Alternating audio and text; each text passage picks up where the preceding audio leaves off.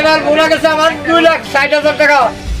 দেখো আমার চালের বস্তা 4,85,000 টাকার মাল শেষ।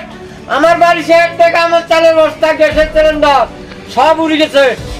দেখিলেন আপনারা আমার কত টাকার মাল। আমি দেখ ঘরে ঘুমানোর জায়গা নাই।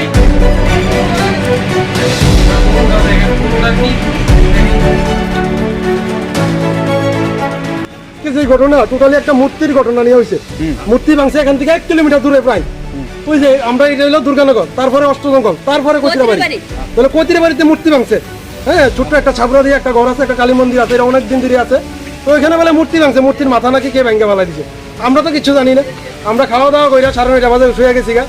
হঠাৎ করে ফোনে 10টা বাজে মানে বাড়ির বাউন্ডারির মধ্যে প্রচন্ড পরিমাণে বাইরে আছে। কি হয়েছে তারপর বাচ্চারা নিয়ে সবাই বিল্ডিং করে গেছে গা। বাচ্চা তো ঘুমাই দিচ্ছে, একটা ফ্যান নাই। এখন যে একটা ফ্যান পরাইবো, বাচ্চার একটা ফ্যান নাই। তাহলে সব বাচ্চা নিয়ে ঢুকে গেছি গা।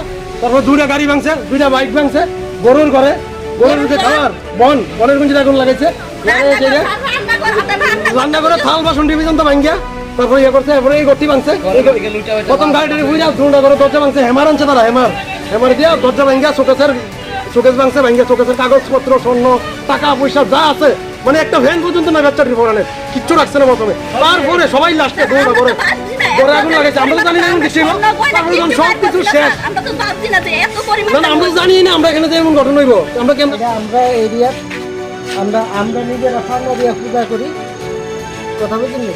তারপরে আমরা এরিয়া যদি কেউ আয়া গোটা দিয়া ভাঙে দিয়া এরা আমরার উপরে দুষ্টা পাইয়া আমরা বাড়িঘর পুড়িয়া টুরিয়া সব ইয়ে করে দেওয়া যায়, তাহলে কি আমাদের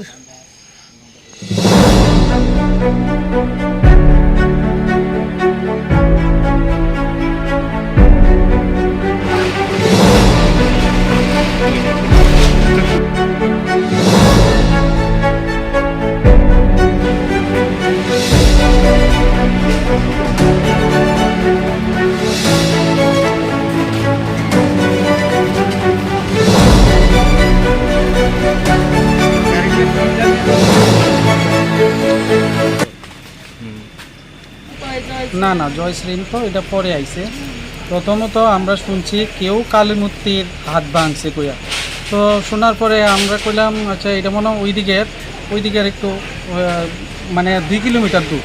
তো ওইদিকে হইলে আমরা এদিকে তো কোনো ভয় নাই, আমরা তো কিছু করছি না, আমরা এরকম খারাপ কাজ করতামও যাই না কোনো সময়। তো হঠাৎ করে তারা দলে দলে লোক আইসে সেটা বাড়িঘর ভাঙচুর করতেছে ফট করে।